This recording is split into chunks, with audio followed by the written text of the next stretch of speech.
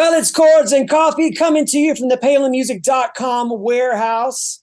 And today, Mr. Toby Friesen, 20-year guitar road vet out there doing the deal, playing the six strings in front of folks, 12 years with Christian artist Jeremy Camp. And right now, in person, well, through Zoom anyway, is Toby. And we're going to talk about all things guitar and just life. And here we go. Toby, thank you so much for being here. Thank you for having me. I'm thrilled to be here. Now you're drinking ready. Coffee. That's right. I'm an enthusiast over a great cup of coffee. I like to make my own via AeroPress, and this is a bean called Harbinger from Fort Collins, Colorado. I've got family that lives out there, my in-laws, and they send me like 6 bags at a time, and because I've fallen in love with this particular roaster. And I did a Japanese iced coffee method, which is where you brew it extra thick, and then you push it down over ice, and the ice dilutes it and cools it down at the same time. And then I add ice to keep it cold. I didn't even know that was a coffee option. That's incredible. Harbinger bean brewed Japanese cold press style. Is that right? Yeah, got it. Lord have mercy. Man, that's the. I mean, a lot of times I'm just doing basic brown bean water. You know what I mean? Love it. Well, I'll tell you what. Tell us about you. When did you get started playing guitar? How did you get into playing guitar? Just wow. Yeah. Take it away. Okay. So I was born in Japan as a missionary kid, and my parents were church planting missionaries, and so were my grandparents. They went over in 1951. And that's amazing. So you were born in Japan. How long were you in Japan for? Till I was 13. Oh, wow. And we moved to Kansas. And but when you are a church planting missionary, you do everything. You're the custodian, you're the lead pastor, you're the worship leader, you're the small group leader. It's everything. And so my dad would lead worship in Japanese on his acoustic guitar, and my mom would play the piano, and we were a musical family, and my mom was really great at cultivating that. So early on, she had us playing family handbells. She got us on the recorder at a young age. So your first instrument was the handbells. Did I hear that right? So I would say that it was like at the same time as the recorder, but then they got me a ukulele when I was like 5 years old, and that was it. That just took off. Like I tried to copy my dad's strumming patterns on the guitar. He showed me my first chords, and it was just that was it for me. I was like, oh, this is what I want to do. We still have the home videos that we would take to send to friends and family back in the States with us singing Christmas songs and family band. I have 2 older brothers, and my mom was so good at organizing all of that, and my parents are both great singers. That's awesome. Wait, did I hear that? So are 3 boys? Yes, 3 boys. I'm the youngest of 3 boys. That's awesome. I'm the oldest of 3 boys. It's nice. and we all play too. So that's very just cool. Really cool. Yeah, both my brothers are musical. Yeah, but they have real jobs. I envy the consistency of their life, and maybe they envy the adventure of mine. Who knows? But it's the grass is always greener. But I'm super thankful. I mean, I wouldn't trade it for anything. So that ukulele graduated into an acoustic guitar when I was about 9 years old. I always wanted to play electric, though. That's kind of what I dreamed of doing. And I remember listening to Michael W. Smith, the live set, and that came out in like 86 or 87. And it was from the tour, the Big Picture tour. And a guy named Chris Rodriguez was playing lead guitar for him at the time, who's a legend, a Nashville guy who's played with Keith Urban, a bunch of people. And I was just mesmerized by the guitar solos and everything. And I was jumping on my bed just going, man, someday maybe this will be me. I'd love to do something like this. And my parents were pretty conservative, and just the thought of an electric guitar was pretty intense for them. They weren't really into that. And voice of rebellion. Yeah, exactly. Hence the long hair and the tattoos, Right. but so my dad took me to like the 50th anniversary celebration of the mission in Japan. And there was a Japanese worship team who was leading worship. They were called Hakobune, which is a Japanese word for ark, like Noah's ark. And I remember sitting in the front row by myself, just zoned in on the guitar player. He was playing a black Strat. And it turns out he was a childhood friend of my dad's. He was a Japanese man. And I convinced my dad to wait after everything was done. And we went around to the back of the building where they were loading out so that I could talk to him. And he was so kind and gracious. And he had noticed that I was watching him play. And I was, I think, 11 at this time. And he said, "Hey, I'm going to send you some cassette tapes." I was like, "Wow, that'd be awesome." And went home, kind of forgot about it. And a few weeks later, this big old package arrived in the mail with my name on it. And I was like, "What is this?" And he had sent me an electric guitar just out of the blue, just because he felt God told him to. And it was a 70s lawsuit era Fernandez Bernie custom 3-tone sunburst Strat, 70s style, oversized headstock. And I just couldn't believe it. I was jumping up and down, screaming. And my parents looked at each other like, whoa. And to their credit, they said, "Okay, this is from the Lord, and we're going to go get you a practice amp." And what was the name of that guitar player again? Nozomu-kun is Nozomu-kun. Arita Nozomu. So Arita Nozomu. Just as a quick aside, that's a beautiful story. But just as a quick aside, when you said that, just there was something just kind of welled up in my heart where it's just like, I think about all the times. One of the great things about guitar is it invites community, but there's also this sense of like, when you play guitar and you've been playing for a while, you sort of feel a kinship with other guitar players, even though sometimes it can be hard for, guitar players to, play together, and all that kind of stuff. And we might get into that later, but we all connect on the idea that we're all on a quest of some kind, and I think about all the guitar players that have done some sort of just intentional kindness or some kind of active community in my life. And when you said that, like instantly, I remembered the different players in my life that were older or more experienced that have just blessed me in some way. And so that's so cool. And thank you for sharing that. And so here we are now. So you said you were 11. So now you're like what, 12, almost 12. And you've got this, basically a Strat style guitar, right? Yep, exactly. And a little practice amp that the distortion was like a little button that you press, and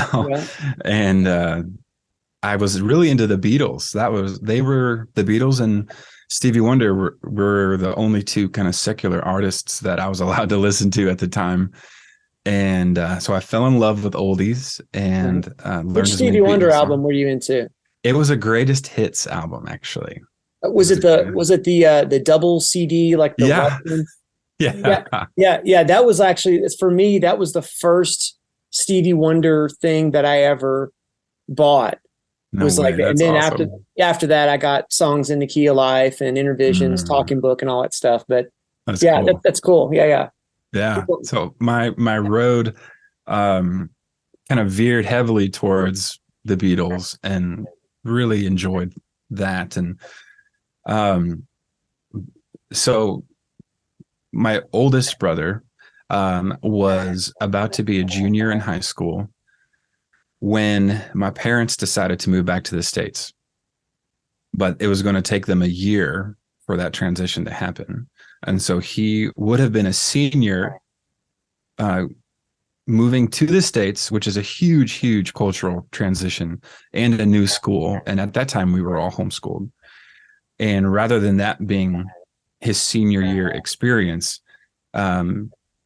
they decided that he was going to move back to the States by himself a year ahead of the family.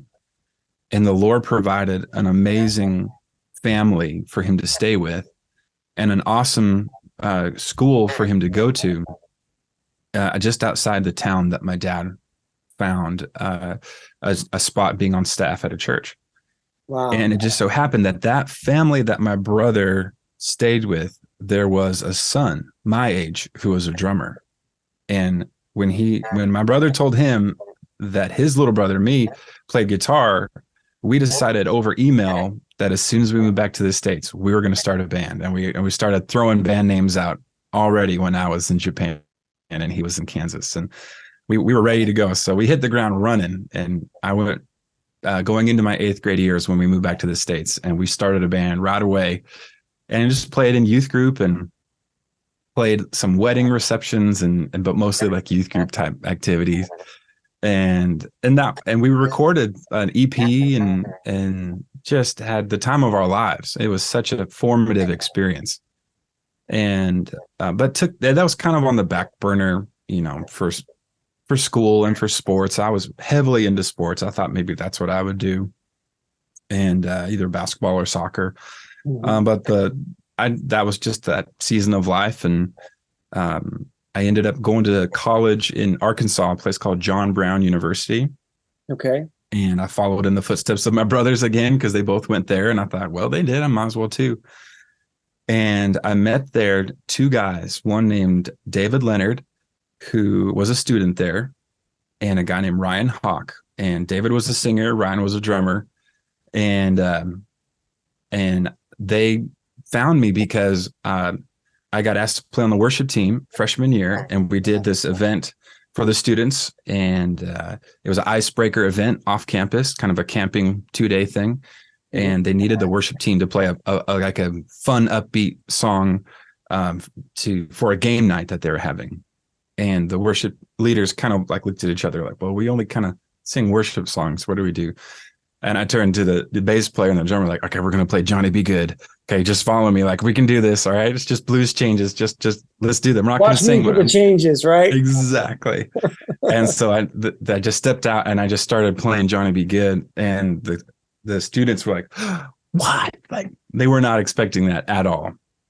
And the drummer, Ryan, was not on the worship team for that event, but he was in the audience. And he's like, hey, there's this guy who played Johnny Be Good. Like, we should have him come jam with us. And so we started a band and ultimately named it Jackson Waters, which means absolutely nothing. It sounds like a country dude. It just sounds like an artist name.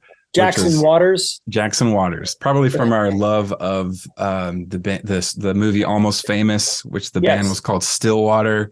Yeah. And we like Jackson Brown, and I don't know, maybe it was kind of somewhere mix of that. But we ended up touring regionally. We took it very seriously in school, signed a record deal with Word Records, which is a Christian label in Nashville, and thought, all right, we're doing it. So we dropped out of school, moved to Nashville in 2005. And recorded and released a major international album. Had some mild Christian radio success and toured. After about 6.5, 7 years, we broke up. A classic story, and lots of talent, lots of potential, and but just, you're 21 years old, and we're in various stages of relationship, getting married. We're used to living in a van. And trying to figure out life and be creative at the same time. Boy, that it's not easy. It's not easy. And it was so fun and adventurous, but also you're like, oh, I'm living on $600 a month and somehow I'm making it, Yeah. And then you get married, you go, oh, wait a second, like that's not really sustainable. Not going to work. Yeah. So David Leonard, who was the singer of Jackson Waters, is actually a solo artist now, but he was in a worship duo called All Sons and Daughters, and they wrote Great Are You, Lord, which is one of the staples of worship songs now. Yep. And I have played it in a church. Absolutely. Yeah. Yeah. And he's one of my best friends in the world.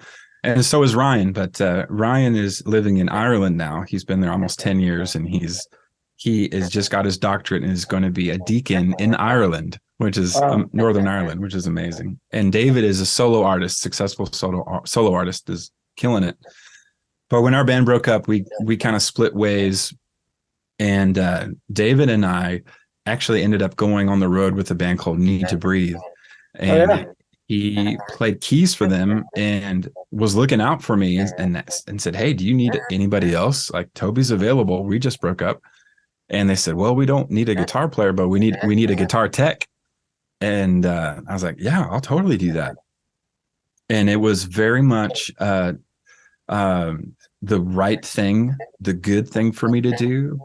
Very, very difficult when it came to my identity, my sense of value, because after the first few months of newness and excitement wore off, you're like, "Oh, I'm not playing guitar. Like, I'm doing everything but play guitar. I'm unloading the trailer, loading the trailer, setting up the stage, changing strings on all the guitars, and then handing them to the people who are playing guitar, but not actually getting to play." And it was such a, in the best way possible, a humbling experience and a clearing out of the junk that had been there for so long, because my identity was so strongly rooted in, oh, I'm the guitar player in a band with the record deal. And just the Lord knows I needed that experience to really find where my value and identity was.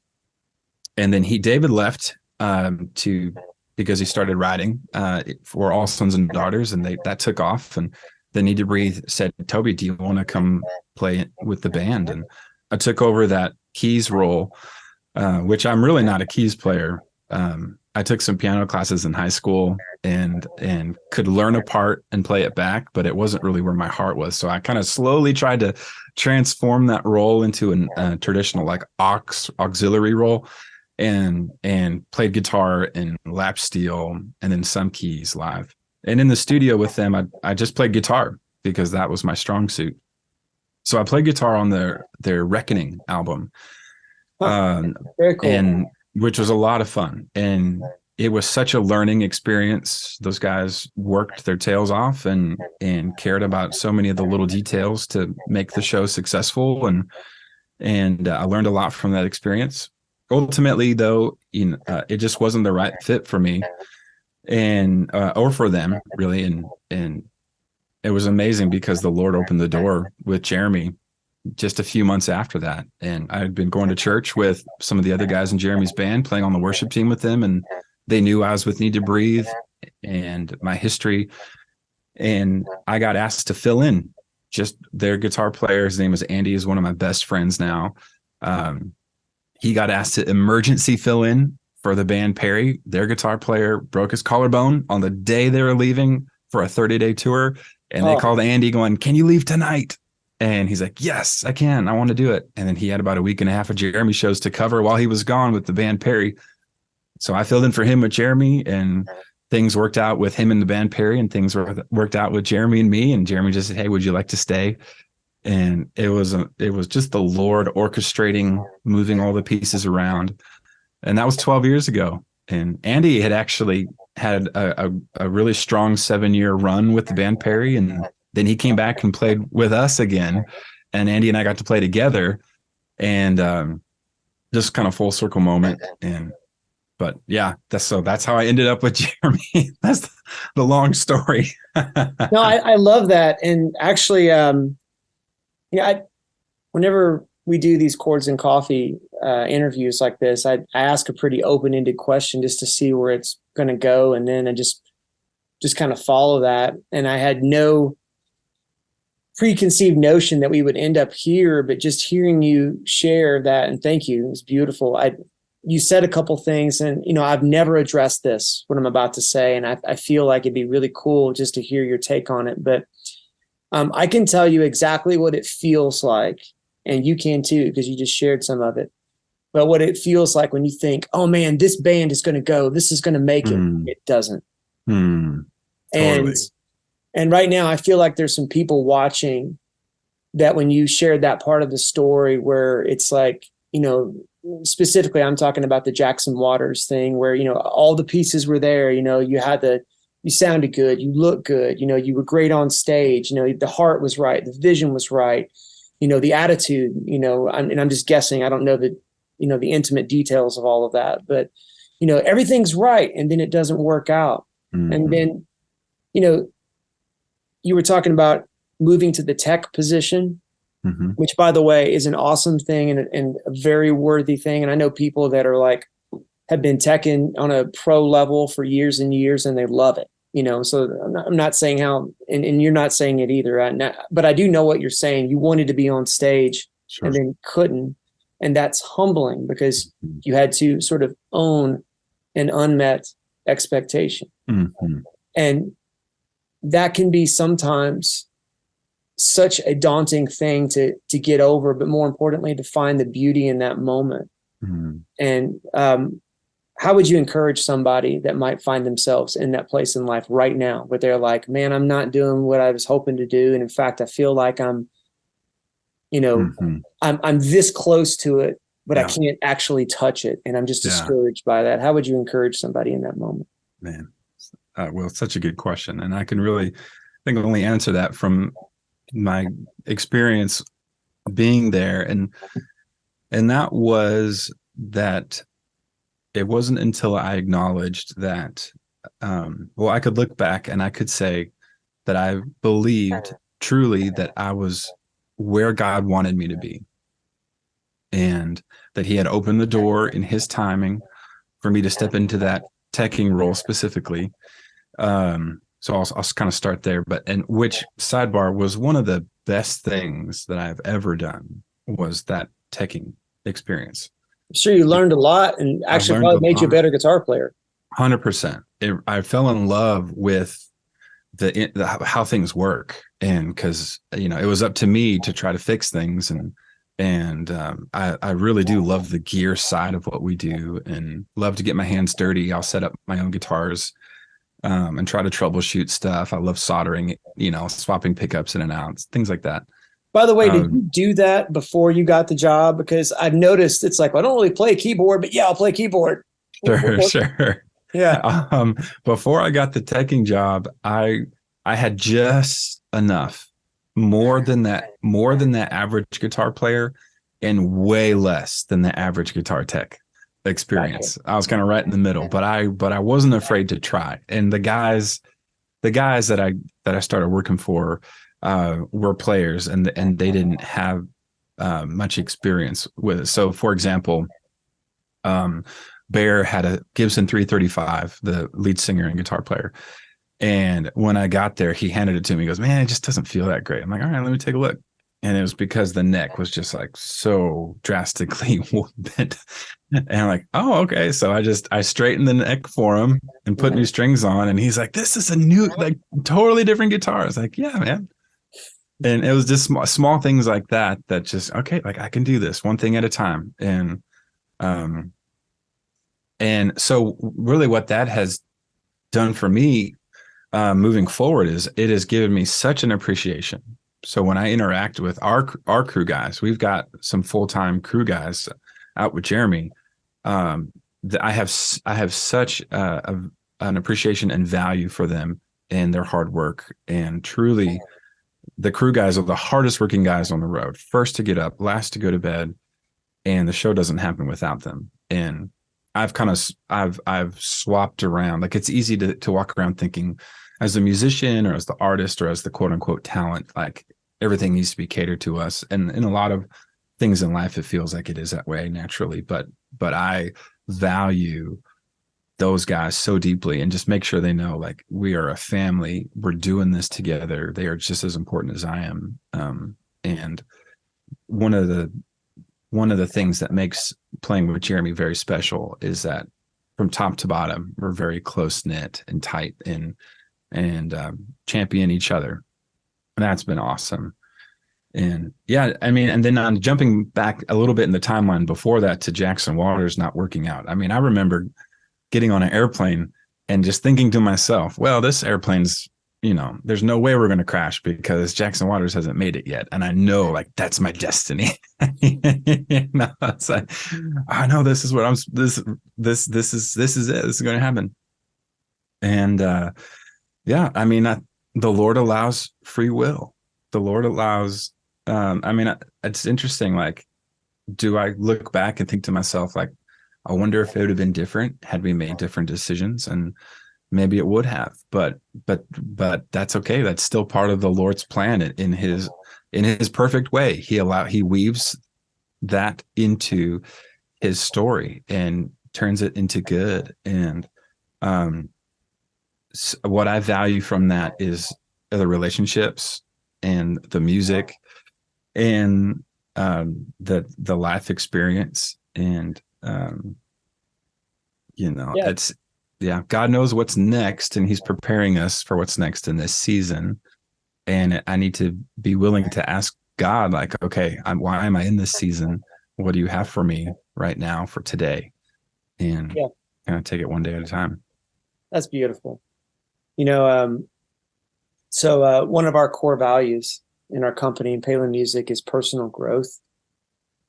And what I have come to accept, realize, and just learn about personal growth is that my personal growth is not completely about me. It's me becoming the me that I need to be so that I can be who I need to be for other people.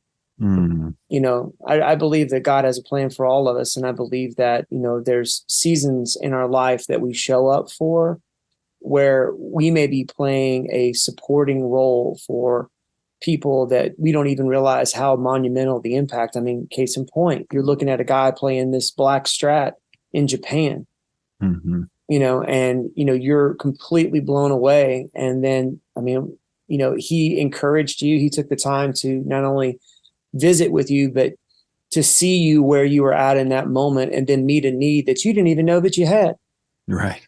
Yeah. And so sometimes some of those hardships that come to us, I don't believe that, God would put us through hard times on purpose. I just think that he takes it and makes it something that ends up being great for us. All things work together for those who love the Lord, right? So that's awesome. I love hearing that. So by the way, where at in Kansas just out of curiosity? Yeah, just north of Wichita, small town called Newton, Kansas. How about that? We're actually opening a store in Wichita. Are you really? Yeah. Yeah. Well, and so when this comes out, the store opens November 6th. So this will be shortly. Oh, that's exciting. That's awesome. Yeah. So that's really great. And so, I mean, this is kind of maybe a hard right turn, or maybe it's not. Maybe it's actually fairly graceful. We'll see. But you talk about you've been playing guitar. You've been playing these other instruments enough to be able to play live in front of people like lap steel and keys.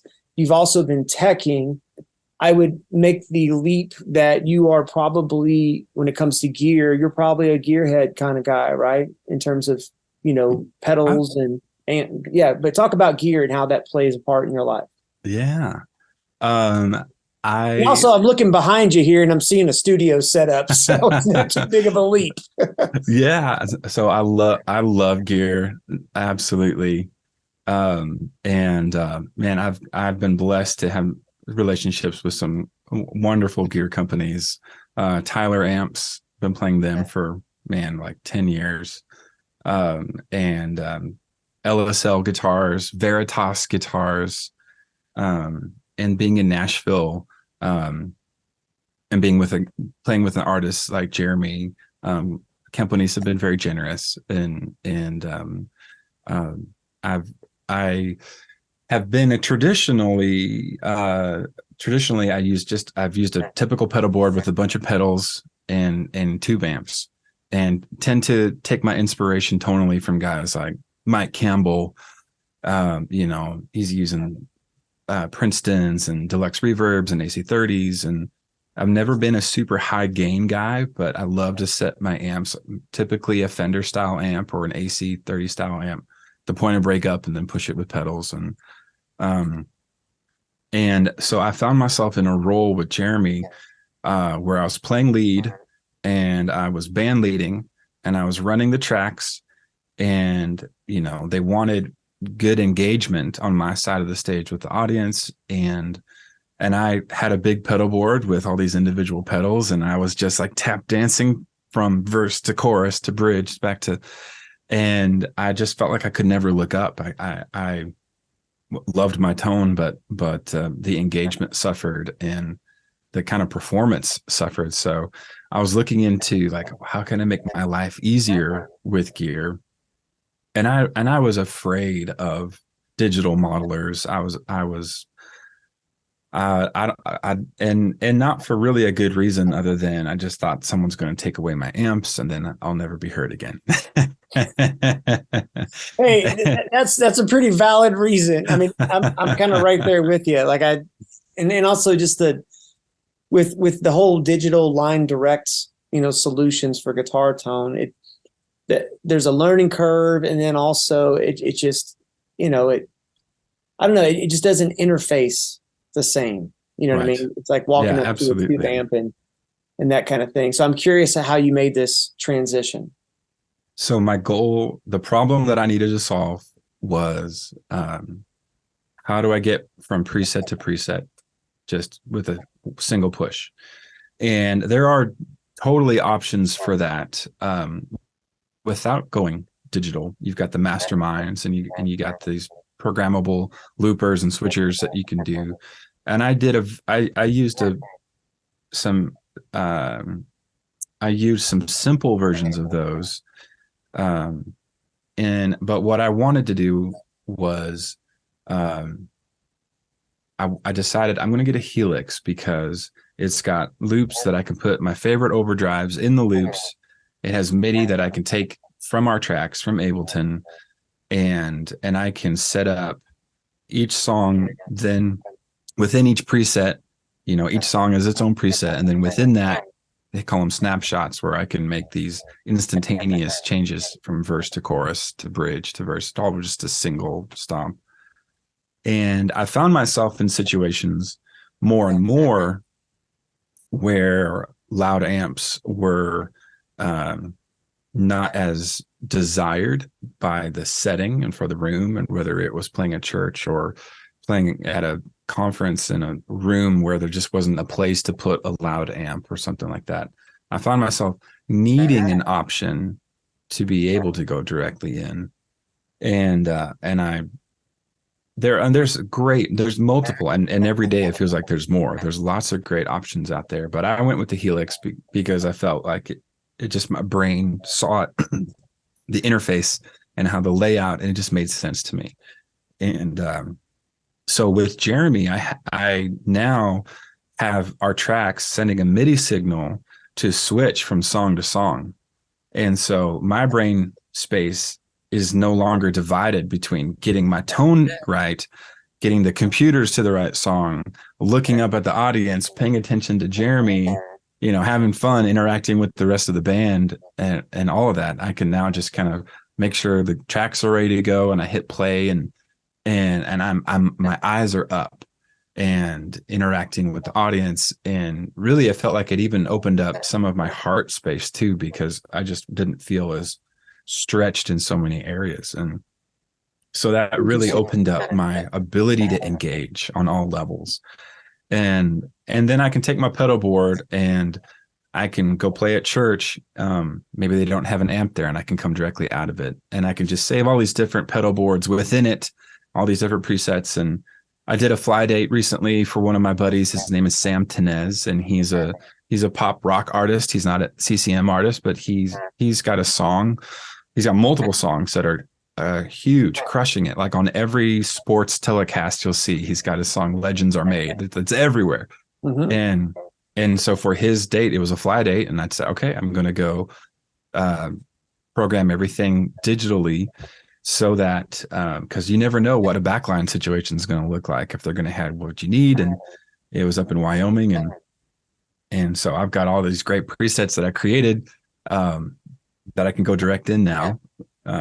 So it just depends on the gig. It depends on the tones. If I need a huge variety of tones, like maybe that a deluxe reverb couldn't give, then I'll lean on the Helix. And I can see myself, getting a power amp and a big cab as well. And maybe certain gigs would call me to have the amp tone come from the Helix, but I'm still pushing it through a cab for that stage volume. But I'm pretty loath to give up my Tyler amps. I want to use them as long as I can. So we did this big arena tour called Winter Jam in the kind of late winter, early spring this year. And there were 10 bands on that tour. And I was one of 2 bands that actually mic'd cabinets. and I have two big cabinets backstage, off stage, just blaring, just pointed backwards. And I loved it because it was a source of community. Like people could hear what I was doing without having to go all the way out front, deal with the crowd, and go to front of house and try to listen and go, I think I hear what he's doing. Is that a delay? I can't really tell because it's a big room and it's loud and you kind of lose subtlety. And there's so much joy in subtlety as guitarists where you work so hard to create these tones and you're like, oh, this reverb trail or this delay pattern, it goes back and forth, or this fuzz that has this lower octave just blended right in the right way. And I just felt like people could hear what I was doing.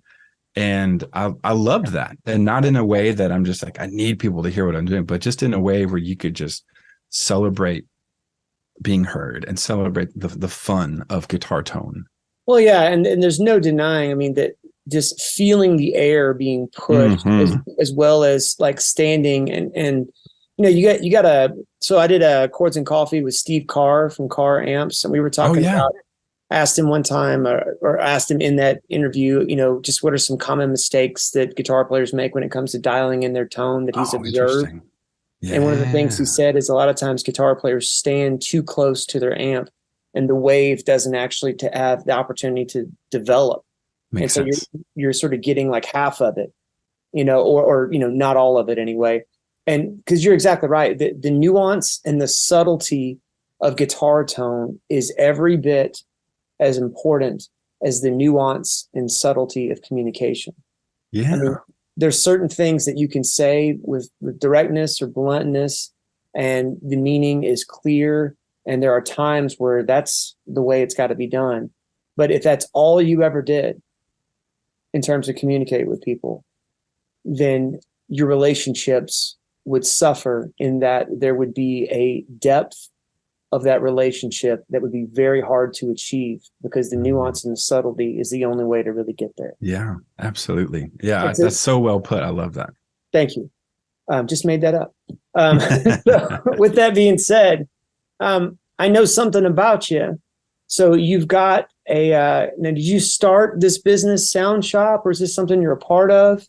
No, I didn't start it, but my friend Daniel Dowie, we went to church together, and he's a great guitarist and was heavily involved in the worship guitar community. And he is the CEO of a new company that's about to be launched, Sound Shop. And they recruited me to be on their artist roster.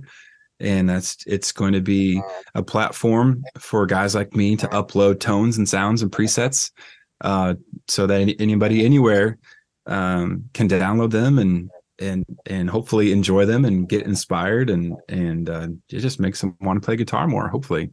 Right. Well, like case in point, like if we're talking about getting a Mike Campbell style tone, right? Something that's, you want to talk about great guitar tones. You think about all those Tom Petty records where it's amazing. Yeah. They're not just appropriate. They're like iconic. Like, yes. Like, I can hear, the solo and I Won't Back Down. It just up in my mind. And the Absolutely. way that singing, sustaining, crystal clear, but somehow it's not dirty at all. Right. But if you actually analyze it, there's a little bit of edge of breakup in there. And that's actually way harder to get, in my opinion, than just walking up to an amp and cranking the gain. 100%. Absolutely. Yeah.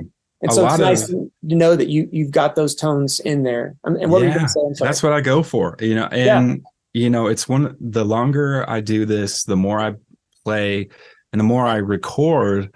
It's interesting. I find myself using less and less gain because I find that it doesn't need it. I try to use only just enough gain. And that's another kind of, I think, a trick for those of us who are dipping our feet or dipping our toes into recording or playing live, that it's so easy to overdo gain and things just become harsh and fizzy and undefined. And so use a little bit less gain than you think you might need, and things kind of clear up and there's still enough power there. So that is something I feel like Mike just perfected. That's awesome. Well, hey, speaking of recording, now I know you play with Jeremy Camp live, but didn't you just do some recording with him as well? I did, yeah. So Cool. Talk about that. I just tracked 12 songs for his new record, and produced by an awesome producer and songwriter and guitarist named Jordan Sapp. And Jordan is an amazing creative guy, and he and Jeremy had create. I mean, what's the process today is amazing, because as they write the song, Jordan, the wizard that he is and producer that he is creating a track like in the moment live, and programming drums and coming up with guitar parts. And so by the time they bring me in and go, all right, Toby, Jeremy was very generous and just said, hey, I want this to be, this guitar to have this album to have lots of guitars on it. And I would love you to play on it. And so I come in and there were a bunch of great guitar material already there because of Jordan. And so really it was a collaboration with Jordan on how we attack these guitars. And if there was something that the song needed, did my best to add to it. And there were a few songs that he hadn't gotten to on guitar, so I did all the guitars on it. But otherwise, like if there was a great foundation of guitars, then I thought, well, maybe we could try this little part here or double this there. And it was really fun to think of parts and throw stuff back and forth with another guy and kind of blending our tendencies together to create something fresh. And so I used on that record, I borrowed a matchless Clubman from my buddy Matt Podesla, who's an amazing guitarist and touring and session. And then, so 50% of the songs, I used the Clubman. I had my Tyler JT14, and then I used my Helix direct in, and just was really, I enjoyed all the options. And I really couldn't look at one and go, that is superior. It was really just about what did the song call for, and what was the part we had in our head, and how can we get there, tonally speaking.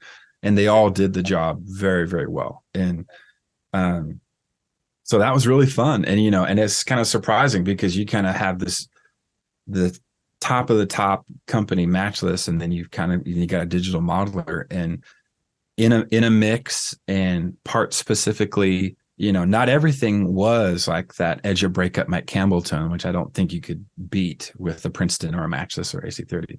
But when you're going for something fuzzy, or you're going for like a megaphone effect, or going for something unique, like, man, the Helix just really stepped in and filled up those holes really, really nicely. And I record for other artists as well, and been really blessed to play on people's records and projects, and being in Nashville is definitely helped that. And being in the community of guitarists here, we send each other work and fill in for each other on the road whenever we have a baby or get sick or something. And I was just making a list for my Sound Shop profile, and they asked me to make a list of who I've played for and recorded for. I was like, as I look back over the years, I'm just thinking, wow, like, Lord, you've really opened a lot of doors and have been generous in these opportunities. And I look back with a lot of thankfulness for the people I've gotten to work for. That's awesome.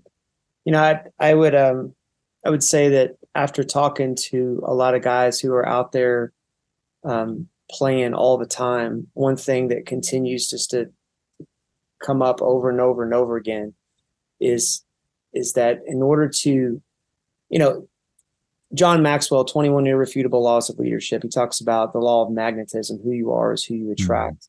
Mm-hmm. And people that are easy to work with attract people that are easy to work with. And if you want to get lots of opportunities, I think you have to be easy to work with.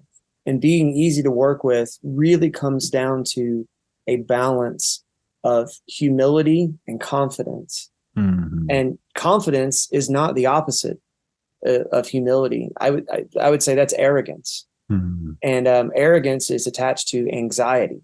Mm-hmm. And confidence is, knowing what you know, and what you don't know, you're also confident in that too. Absolutely. And that's something that I'm hearing you say, over and over again, is just, being willing to say, number one, I'm available. And then number two, if I don't know it, I'll figure it out. I'm curious, a lot of guys nowadays as guitar players, we tend to, and I don't want to get too deep in the weeds on gear, but we tend to either be on one side of the fence or the other. I definitely love tube amps and, pedals and guitar, but I'm not in a situation where need to jump on an airplane, go somewhere and play and know exactly what I'm going to sound like. And the more I hear people talking about that aspect of it, I feel like, man, some of those digital solutions kind of win when it comes to that, because you could literally, just grab and go. Mm-hmm. And clearly, you found the Helix to be your favorite, but have you tried any of the other ones out there? And if you have, it's okay to say the Helix is my favorite. Sure. I'm curious. Yeah. I have most of my firsthand experience is with the Helix, hands-on programming, playing. But I have gigged with Kempers, and it was a good experience. And I've played with other guitarists in the band who used Kempers, and they sounded phenomenal. I've heard guys make the Fractal sound incredible. Got a good buddy, Nick Mayer, and he was maybe the staunchest tube amp loyalist I had ever met. I was like, Nick sounds like a good man. He's a good dude, great tone, great player. And then he switched over for the reasons that we discussed, which was consistency from show to show, and that you can fly anywhere in the world and sound exactly the same, and you're not having to swap out tubes when they go bad. And he switched over to a Fractal rig, and my goodness, he makes that thing sing. It sounds amazing. I mean, for me, he is an example of a purist going, I can still have pure tone. The tone is not the thing that's suffering. So it was a fear for me, maybe I can't speak for Nick in this, but I can speak for myself. There was a fear of judgment. There was a fear of conflict. There was a fear of somehow having to pick a side when I just want to please everybody. And somehow to be thought of as less than, which are all these fears swirling around in our heads. But once you get into it, you realize these are just tools. These are not our identity. And they're just a means for us to do our job. And in some instances, they're the right tool for the job. And in some instances, maybe they're not, or you have more options there. And so that's how I've decided to look at it. I just saw, and side note, I love Helix because Line 6 is putting out updates consistently. They're making it better all the time. And they have been very helpful for me when I'm on the road and something happens. I have signed up for their highest tier of warranty artist product support, and I can send it in overnight, and they'll send me out a loaner. And if something happens to mine, and I've abused mine. I mean, it's been on so many flights, and I've just stomped on it. It's so they've really have been helpful and generous in keeping mine running, getting it back out to me. I just saw that Fender released their new Tone Master Pro product, which looks amazing. I don't have any hands-on experience with it yet, but I plan on messing around with that thing soon. It looks really sharp. And the Tone X is, as far as amps in a box go, it's very compelling. That the ACS1 is, and that's another company. Walrus, thank you. Yeah. My guitar tech, Will Conger, he's a luthier. He builds his own guitars, Mallory hand-built guitars. And he is a guitarist and is great musician and amazing stage manager, guitar tech. He has an ACS1, and he was just telling me about the new update. They kind of reworked it from the ground up, and it sounds awesome. I mean, there's so many viable choices out there. I do think that technology is getting better. I also feel like, just like, I don't feel like it's ever going to be as, just in terms of just the organic experience of sticking a cable into the front of an amp and playing. There's nothing like moving air. Nothing like moving air. Sorry, it just ain't gonna happen. But having conversations like this, Toby, I'll tell you, you're warming me up to it. You're warming me up to it. So we'll leave it at that. Hey, speaking of gear, what's your number one guitar these days? What are you playing the most? Oh man, what a good question. I mean, it depends on the gig, but with Jeremy, my most used guitar is my Veritas Mini Master. And that guitar is right behind me. Should I grab it real quick? Yeah, why not? Yeah. Little product placement here. There you go. Speaking of, so I got this road case. It's made by Enki Cases, ENKI. Oh, very cool. This is how I used to fly with a dual guitar gig bag, and used to stress about getting it in the overheads every flight. And a lot of international flights, the overhead compartments aren't wide enough for guitars. And so I thought, well, what am I going to do? And I found this guy here. I don't know if you can see that. It fits two guitars and made in the US. And so this is my current number one when I play with Jeremy. It's a Veritas Mini Master. It's a single humbucker with kind of a Gibson style stop tail piece, tune-o-matic 5-way switch. So I can do it plays like a Les Paul, but it's got the tones of the 2 and 4 of a Strat that I love, and then I can flip to the bridge for the rock. 12-inch radius, very comfortable. I kind of prefer that flatter radius myself, more than the vintage, like 7 1/4. But then also I just got this new LSL from them. They sent me out. It's it's their Telly style, but they call it the Bad Bone, with the P90 in the neck and a humbucker in the bridge. That thing is awesome. Do you have that in your case over there too? I wish I did. It's in the guitar vault right now, which is on the road. Gotcha. It's waiting for you somewhere. Yeah, because I use it on the road. I love it. So what? Yeah. This is my Gold Top Les Paul. There you go. And this is a traditional. And I recently got this from a buddy of mine. We swapped guitars. And I absolutely love this thing. And I put Bearcat pickups, which is Veritas guitars winds their own pickups, and I think they're called Bearcats. And very cool. Put those in there. And yeah, I've loved this thing as well. I mean, there's so many. And LSL, man, I've got a Topanga model, which is like a Les Paul Jr. double cut. That is the only one I haven't played. Oh, that one's great too. I need to check that out. Yeah, I was actually, it's funny you say that. I was actually looking at, why did they call that Topanga, just out of curiosity? Do you know? That's a really good question. Maybe it's a nod to Boy Meets World. That's exactly what I was just about to say. Never can tell with old Lance. Right. I know, it's an interesting choice. Yeah. I love how they ask you to name each guitar. And that's a really cool thing LSL does. And so that was my first LSL I got from them. Johnny, my artist rep, is an awesome dude and has been so supportive. And I definitely think of him as a friend. And so that LSL, the first one I named Sling, as in like David. Oh yeah, killed giants with his sling, so I feel like we're out there, and that's my sling. And my second LSL I just got named after my wife's grandmother, who we never met because she passed away before my wife was born, and her name was Ruby Maxine. And so I named her Ruby Max, was that guitar. Ruby Max, that's cool. We just had a daughter a year and a half ago, little redheaded girl. She's our third child. We have 2 boys and a girl.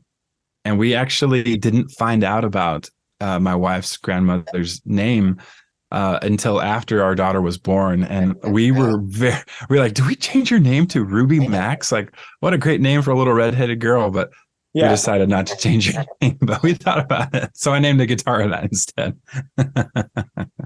That's awesome. Well, man, thank you for sharing your story and your time, and just, there's so many nuggets of wisdom, but also I just hearing you talk, it's encouraging. And And I will definitely keep you posted if I end up switching to a digital interface. Oh, yeah. Well, just know that you don't really have to pick. It's not 100%, 100%. It's just that's a good tool. advice. And if you want to add it to your arsenal, more power to you. But I'm with you. I love loud tube amps too. Like I'm there all the way. And so, yeah, don't feel like your identity has to change with that.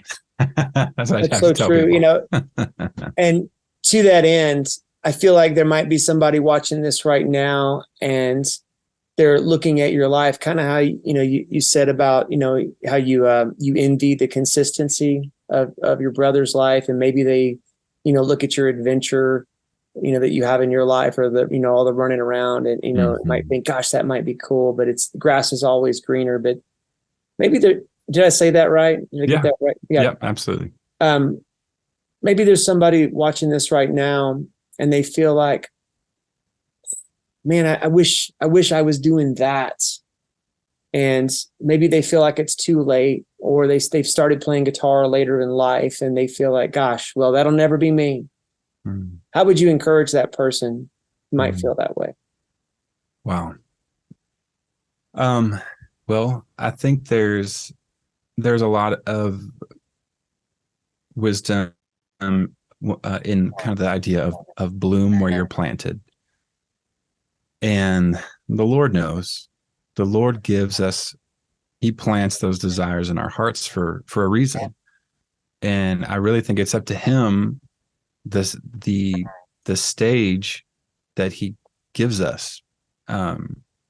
And I've had similar conversations with people over the years, like, hey, I feel like God's calling me to do this or do that. And I believe them when they say that, because I believe in God's calling on my life. And so I think there's something about not looking past where we are.